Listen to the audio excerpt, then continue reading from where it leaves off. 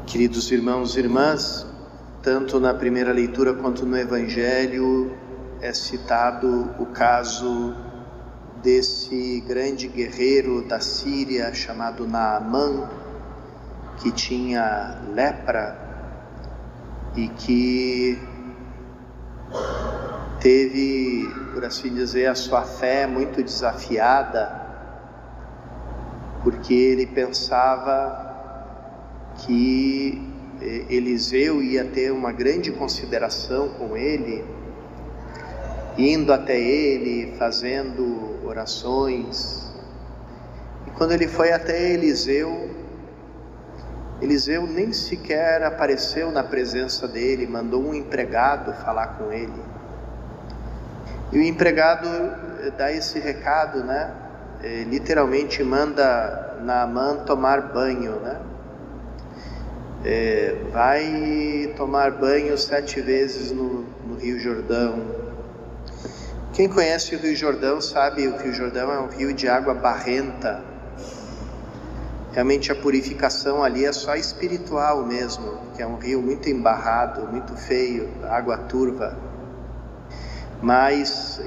Então ali Naamã olha aquele rio feio, estreito, barrento, diz assim: eu vou tomar banho nesse rio aí para ficar curado.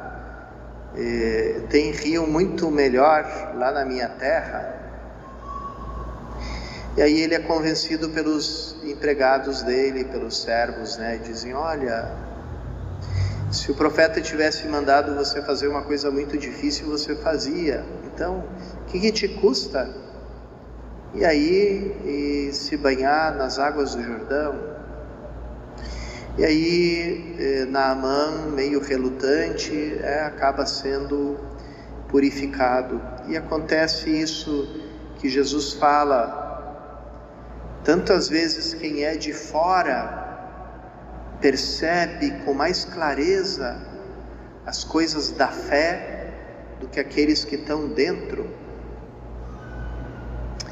Eu vejo isso muito no mundo das artes, né? Os melhores livros sobre a vida dos santos que eu li, nenhum deles foi escrito por um católico praticante. A excelente obra que eu recomendo muito para vocês se chama Os Santos que Abalaram o Mundo, escrita por René Fulop Miller, que não era um católico, nem sei se era alguém que acreditava em Deus. Depois, aquele maravilhoso relato das aparições de Lourdes, que se chama A Canção de Bernadette,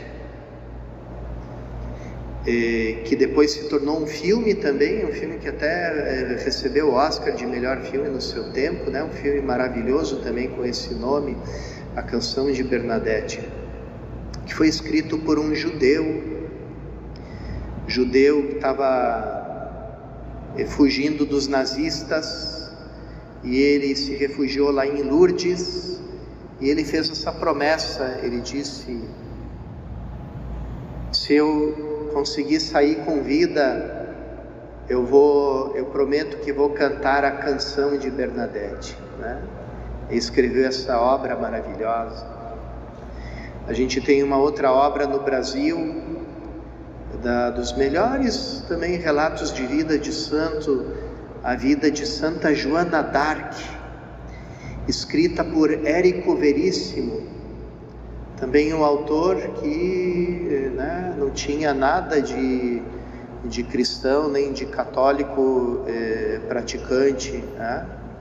Depois a gente tem um maravilhoso filme, também recomendo muito para vocês, que chama Homens e Deuses, sobre aquela comunidade de monges lá na Argélia, que quando o local foi invadido por um grupo de muçulmanos radicais, eles fizeram um longo caminho de discernimento muito bonito, descrito de uma forma muito bonita nesse filme, e na qual eles escolhem, acabam optando por ficar ali junto do seu povo, mesmo que isso venha talvez a custar a vida deles.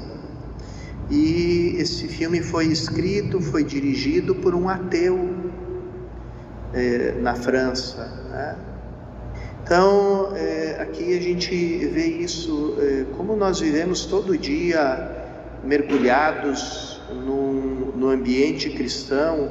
A gente não ou no ambiente que é herança do ambiente cristão, porque hoje de cristão já não tem mais nada, né? A gente não se dá conta da riqueza que a gente tem em mãos. Existe também esse caso de uma mulher muçulmana que, enfim, como mulher, como muçulmana, sofreu diversos maus tratos, até o momento em que ela resolve abandonar o Islã, e ela escreve um livro com as suas memórias, um livro muito bem escrito também, chamado Infiel, porque é assim, né, que o Islã trata as pessoas que abandonam a fé islâmica. Então ela dá esse título corajoso pro livro, e depois, claro, tem que andar para todos os lados cheia de guarda-costas, né? E ela, durante um tempo, depois que ela abandonou o Islã, se tornou ateia e criticava e fazia zombaria tanto da fé islâmica como também do cristianismo. E aí ela conta que aconteceu algo estranho, algo diferente. Ela disse: enquanto que eu recebia o tempo todo ameaças de morte dos muçulmanos, os cristãos, aos quais eu também ridicularizava, né, me mandavam mensagens dizendo que estavam rezando por mim. Então é até interessante um debate dela depois ela se torna cristã, né? E ela diz coisas tão interessantes, porque ela é uma mulher inteligentíssima, e ela diz assim, um pouquinho falando como na linguagem da computação, né?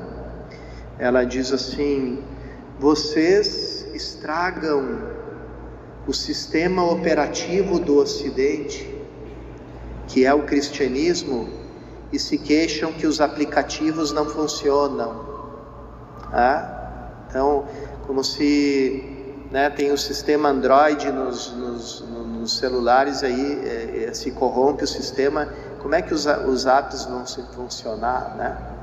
Então ela diz isso, o cristianismo, a fé cristã é o sistema operativo do Ocidente, tudo ali foi inspirado pela fé cristã, e vocês ficam o tempo todo minando a fé cristã e achando que vão ser mais livres e vão ser melhores abandonando a fé cristã, e enquanto que vocês mesmos estão vendo como nada funciona, né?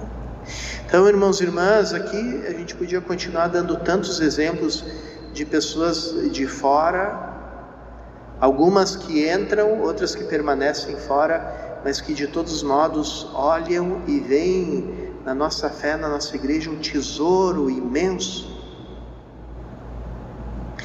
E muitas vezes nós que estamos nesse ambiente, a gente não olha, não entende, não valoriza aquilo que a gente tem, né?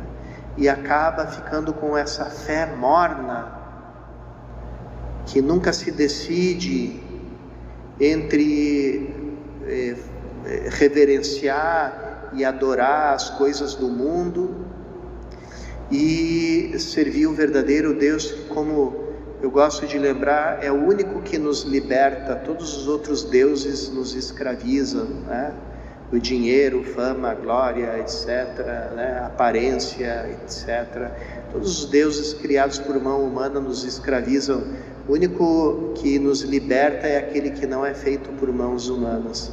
Vamos pedir então, irmãos e irmãs, nessa Eucaristia, que o Senhor renove o nosso olhar, para que a gente perceba esse tesouro tão grande que nós temos diante de nós e que nós possamos experimentar então através da nossa fé todos os milagres, né, que o Senhor tem reservado para nós.